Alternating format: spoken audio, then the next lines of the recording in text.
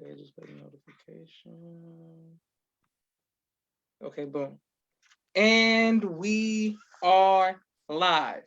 I want to thank everyone for tuning in to a very special edition of Off the Record on the People's Podcast this evening. We have an incredible guest with us tonight, one who's going to give us some amazing information as well as inspiration, and that is none other than Sis Tynetta Muhammad. Assalamu alaikum, ma'am. Wa alaikum salam, sir. Ramadan Mubarak. Ramadan Kareem. This means a lot to myself, my family, and the viewing audience of the People's Podcast that you would take time out of your busy schedule to come and have a conversation with us during Ramadan. My sister Naima says that's making family, and some people are watching already. Beautiful. Okay, now, Sister Tynetta, when did you first hear the teachings of the Most Honorable Elijah Muhammad? I first heard the teachings of the Honorable Elijah Muhammad in 1988. I was traveling with my class from high school to Atlanta, Georgia. We had to attend a conference at the Martin Luther King Center for Nonviolence and Social Justice. And it was an interesting year because that was the year of the Democratic Convention being held in Atlanta. Jesse Jackson was giving a keynote address. So there was a lot of tension that was in the city of Atlanta that particular year, that summer. So when we get to the King Center, we were rambunctious, young New York high school students. And we crossed paths with a brother who at the time was named Tony Muhammad. He was then the captain of the Atlanta Mosque. He was a high school teacher, and he had some of his high school students attending these same workshops at the King Center. So again, like I said, we were tenacious and rambunctious, and I was at the King Center with my classmates, and I had this Malcolm X by any means necessary t-shirt on, and, you know, being a little bit too confrontational with the King family. And Brother Tony kind of tapped us and introduced us to his high school students who he had with him.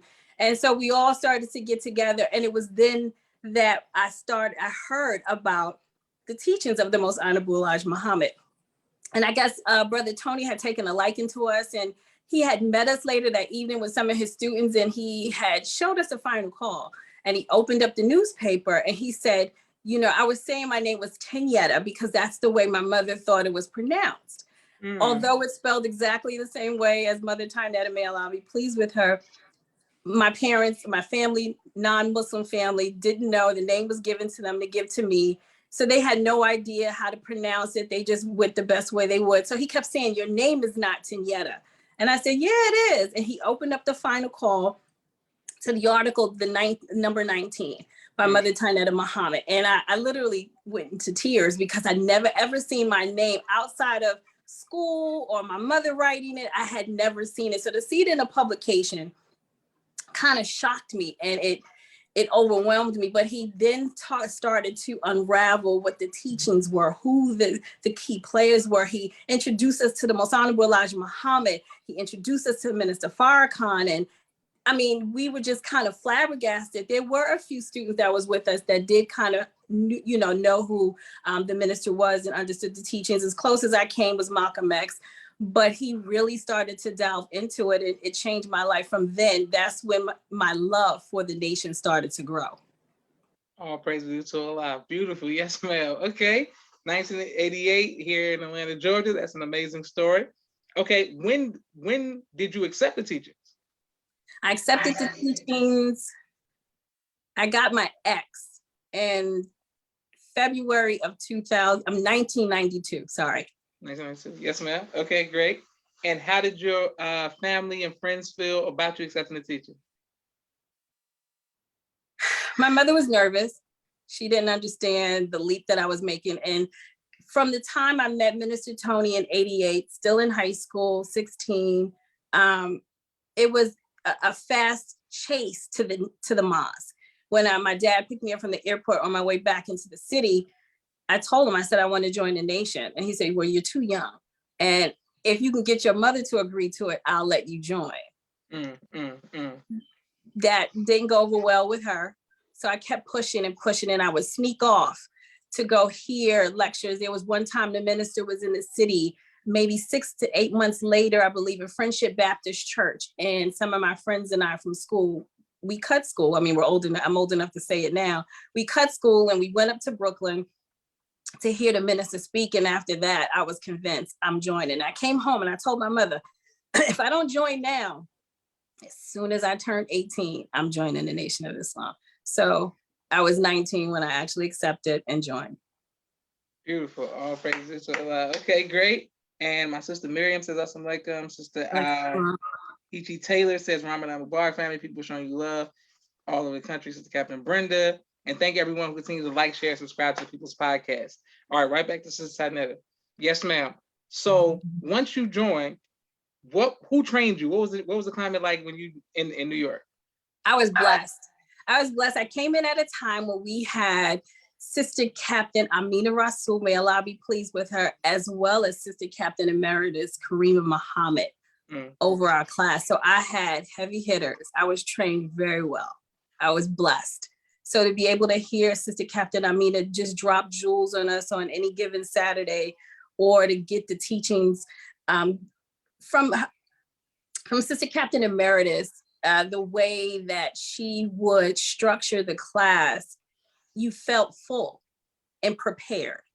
Her experience in traveling with the minister and being around the family and all that she was doing, she poured all of that knowledge into our class. So you walked away feeling as if you were mastering your 7 units. So I always felt as if I was blessed. It was a master's class for me. And to be so young, I was a young mother, I was in college, married at that time, it was nothing better for me to have. All praises to Allah. Beautiful. Yes, ma'am. Well, what was it like for you the first time you met the Most Honorable Minister Sis Farrakhan? Wow. I was flabbergasted. We were in a convention hall, was a lounge out here in Queens, New York. They were having a celebration. I think it was Shay Anton. I can't think of the name, but it was in Queens.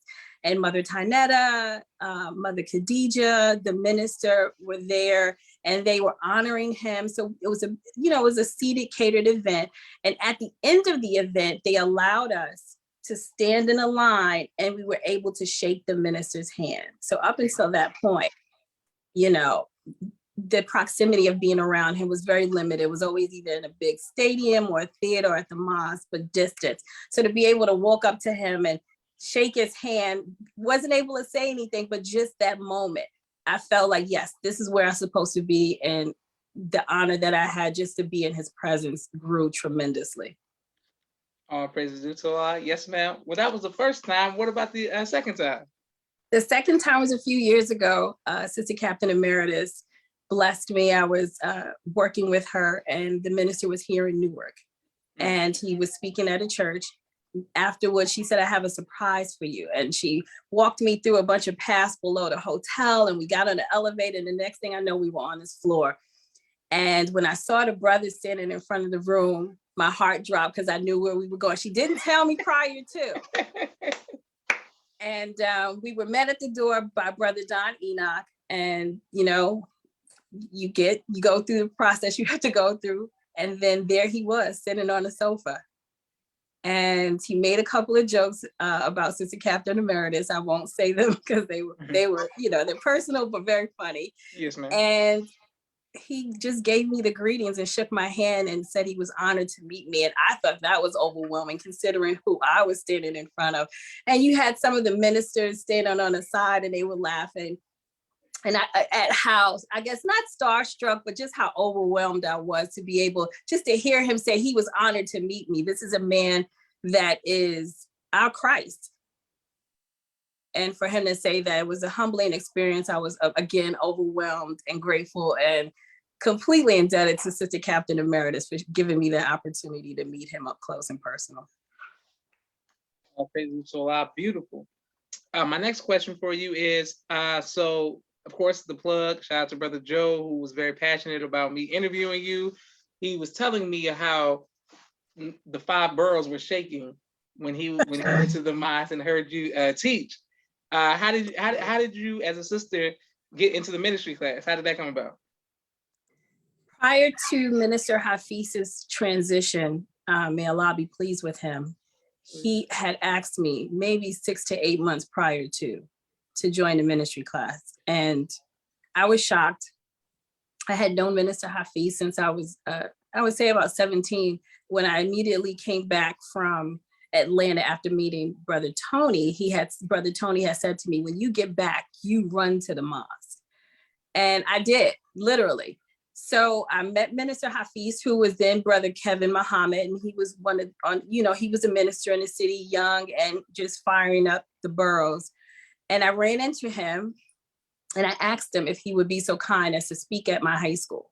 And at the time I was going into my sophomore year at Martin Luther King High School in Manhattan. And he said he would if I can make the arrangements and set it up. So I did, and nearly got expelled for doing so. He came, I met him, and that began a very, very profound friendship. And so years later, when I returned back to the mosque, Minister Hafiz had asked me to join the ministry class. And I was overwhelmed with joy. I didn't know why he asked me, but it was like I couldn't refuse. All praise due to Allah, beautiful. Okay, my next question for you is, what advice would you give to women in general who aren't in the Nation of Islam, who have, misperceptions and they just confused about the role of women in Islam, and they think that women are suppressed and oppressed, all that kind of stuff. And then they hear you say that you're in a ministry class and you can teach in front of people and things of that nature. What would you tell them about the empowerment that the Nation of Islam can give to women? The Nation of Islam is the most liberating force for any woman. So to be a sister, to be an MGT in the Nation of Islam, you're the freest Muslim woman on the planet. Sky's the limit. When you're actually being taught that you are the second self of Allah, nothing can hold you back but you. So there are so many amazing, extraordinary women in the Nation of Islam. Mother Tynetta, Mother Khadija, our national representative, Sister Dr. Ava Muhammad. It gets no better. And the list goes on. In every state, in every city, there is a powerful, profound group of women in the MGT class that are trailblazing in so many different areas and genres. So I would debate anyone who say that coming in the Nation of Islam as a woman is, suppressing and you would be enslaved, and we dispel all myths. There is no other Muslim woman like the MGT. So if you want to be free, if you want to see how far Allah can take you, join the MGT class. We'll go ahead and teach this. Yes, ma'am. Okay, my next question is fear. In your time, going back from Atlanta, we always see, I watch Law and Order all the time. It seems like there's always a crime in Central Park or something. Have you ever been faced with fear? If so, how have you overcome that fear? Oh, numerous times. You can't live in New York and not have a sense of fear. Well, I felt fear in Atlanta in '88. And that was the beginning of my introduction to Islam and how to cope with being in a fearful environment. We're there as young New York students. Again, we weren't used to the South. We never been told or heard of being called niggers. We got all of these things happening to us. The Atlanta child murders were still fresh. So fear was very, very, very real and prevalent at that time. So to have someone like Brother Tony create a secure environment for us to make us feel as if we were safe and protect us, and have brothers escorting us from different events, that was that introduction of what Islam and how I can feel safe in the comfort of an Islamic environment. And it has not changed. Anytime I have been met with fear and opposition, calling on Allah, knowing that Allah, who appeared in a person of Master Fard Muhammad, has our back, you can face anything. So fear will always be there, but also the knowing that Allah is real is there as well. So that's what I use to this day to combat any kind of fearful situation that I ever encounter. All praise due to Allah. Yes, ma'am. And thank you. And Sister Tracy Muhammad says, Assalamu alaikum. My sister Naima says, teach. Okay, you have all of the sisters snapping, saying, you go, girl. That's right, my sister. All of those women finger snap things. Okay, now Sis Tynetta, we have a quick 60-second commercial break for all of the sponsors of the People's Podcast, and we're coming right back. Please let us know in the comments any questions that you have for our sister, Sis Tynetta Muhammad, out of Mosque number 7 of New York City.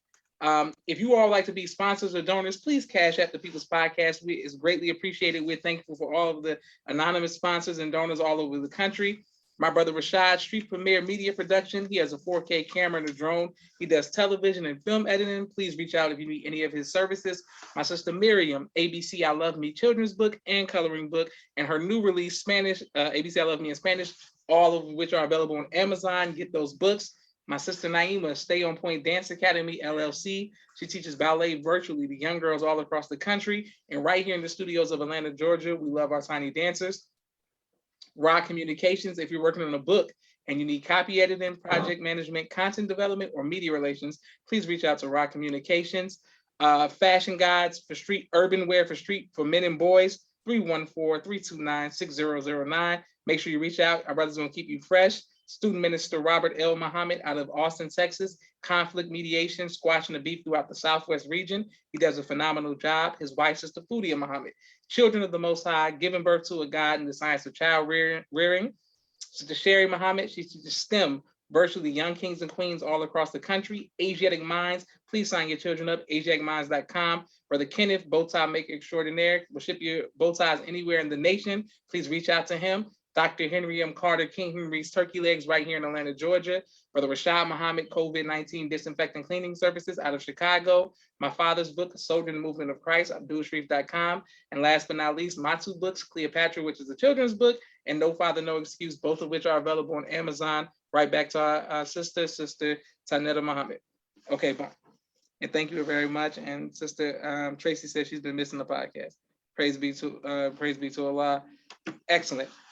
Speaking of the Atlanta child murders, my sister Naima has always had been very, I guess, a phobia of Wayne Williams and all of that, just from us seeing the history, like going back. We lived in Chicago, we lived in Naperville outside of Chicago before we came to Atlanta. What was it like, being young during that time period?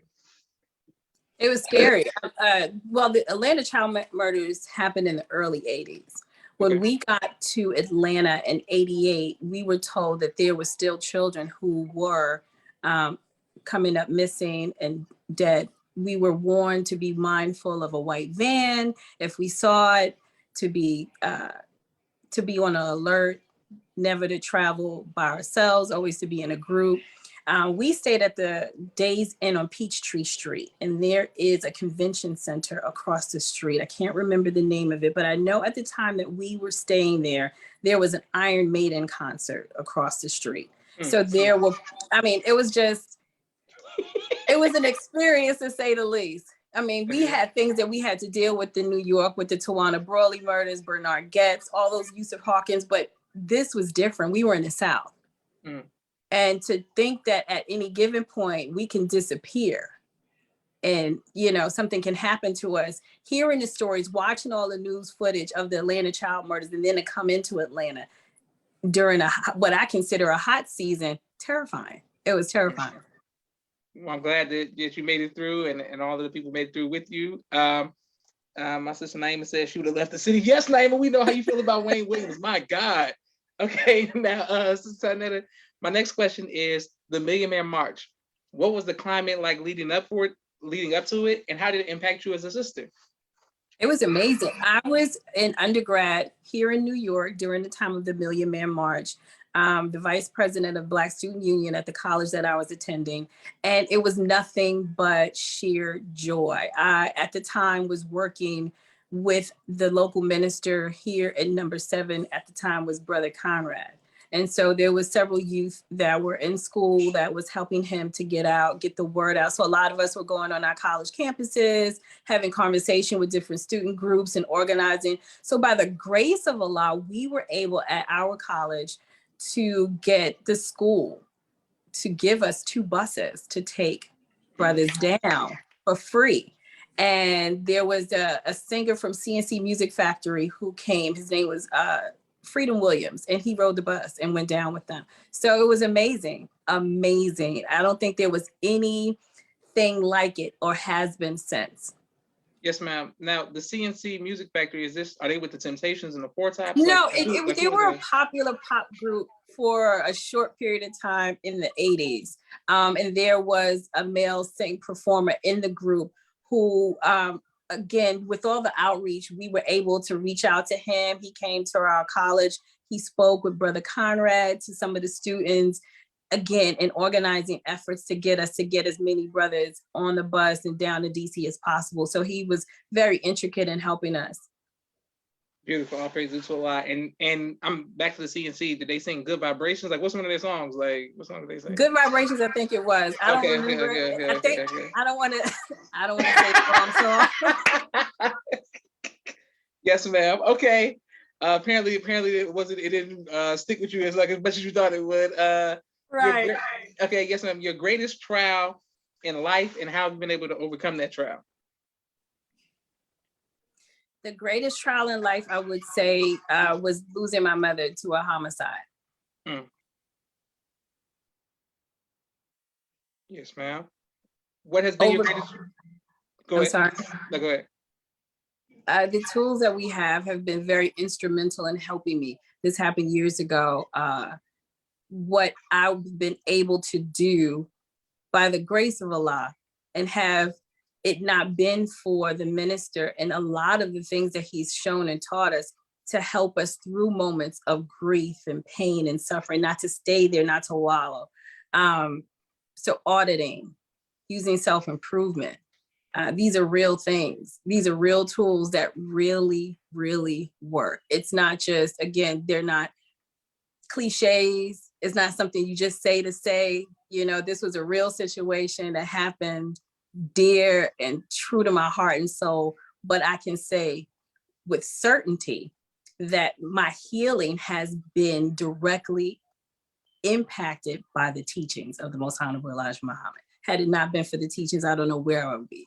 So now I'm in a place of not grieving, but healing and helping others heal through it. So creating creative opportunities to help those who've experienced that level of loss and grief to move past it, but move past it from not a sense of wallowing, not a sense of self-loathing or pain, but to honor your loved one, to stand and keep their name and legacy alive. So that pain, that process, going through the steps of healing that we've been given by our leader, teacher, and guide, I can now say that I can see my mother and not see her death.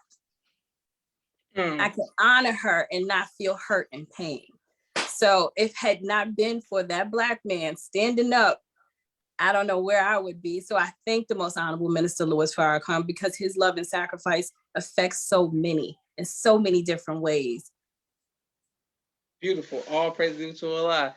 Well, my sister Naeem said all praise to Allah. People showing love in the comments. Sister Captain Brenda says all praise to Allah as well. And I see what Brother Joe was talking about. I mean, you bringing the house down. You teach it now. I guess. Yes, ma'am. What is been your greatest joy in life? Coming back home. Coming back home. I returned back to the nation 6 years ago.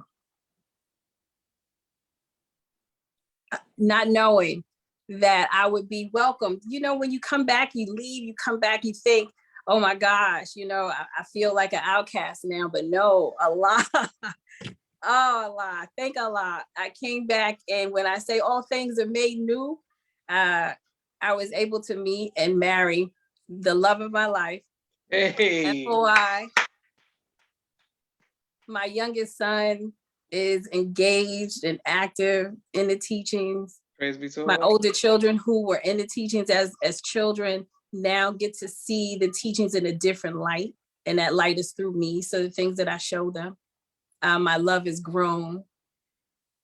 I didn't think you could love something as much as you do, but coming back home, being welcomed back home, and all the blessings that, you know, lay before me, it's humbling. And all I can do is say, I thank Allah, and I'm so grateful and so humble. This was the greatest time, coming back and being able to come back. Some people never make it back. They say, you know, I'm gonna come back out, and never make it. But by Allah's grace and mercy, I was able to make it back home, and can't complain. Beautiful. All praises due to Allah. Yes, ma'am. Well, let's stay right there with your husband. What advice would you give to future wives? Stay prayed up. Stay prayed up. Yes, It's ma'am. work. It's beautiful work, but it's work nonetheless. I would always say to any sister, prior to getting married, get to know yourself, work on yourself, develop yourself.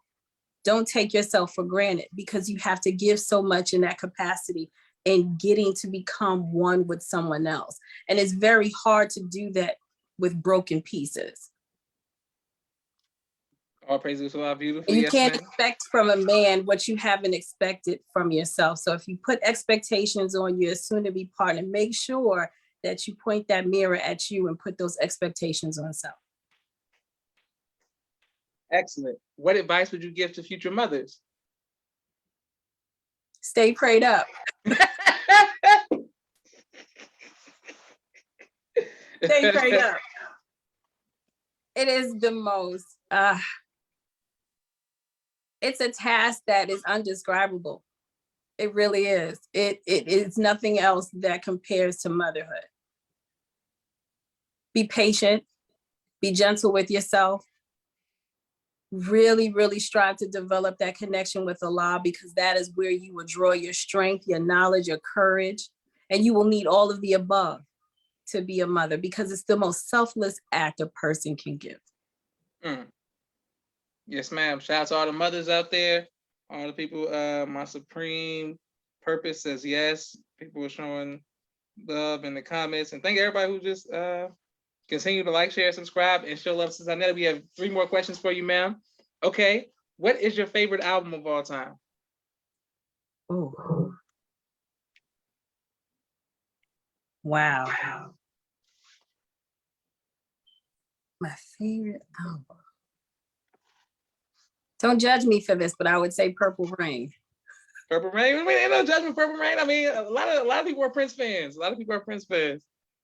Purple Rain. Okay, Purple Rain. That might be the first time we got that, because I think my people really more Michael Jackson centered, but we got a couple Princes in there.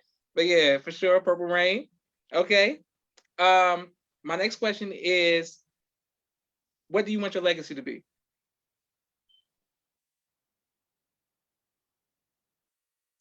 I want my grandchildren to tell a story about me that she loved unconditionally. That would be my legacy love. Beautiful. Yes, ma'am. So you're a grandmother. Grandmother of 5, mother of 6. All praises to Allah. Let's go back to your grandmother. Last question. How has being a grandmother impacted you? It changed my scope of just looking at motherhood. You can love in a different capacity with your grandchildren. You get to see the errors of things that you could have, would have, should have done with your children. You're able to give it to your grandchildren unapologetically. So my grandchildren are growing me. All praises to Allah. Well, yes, ma'am. Well, on that note, I want to leave you. My supreme purpose says truly, people are showing love all across the country. When I put this on YouTube, please let us know where you all, what city you all are watching from. I want to thank you again, Sis Tynetta. May Allah bless you and your family. People are saying so true and yes, sis, and go off all of the, the good stuff that Black women say to each other. Just the teamwork and all that. All right. This is Joshua Leonard Muhammad signing off with the People's Podcast. Assalamu alaikum, ma'am. Wa alaikum salam, sir. Thank you. Thank you as well.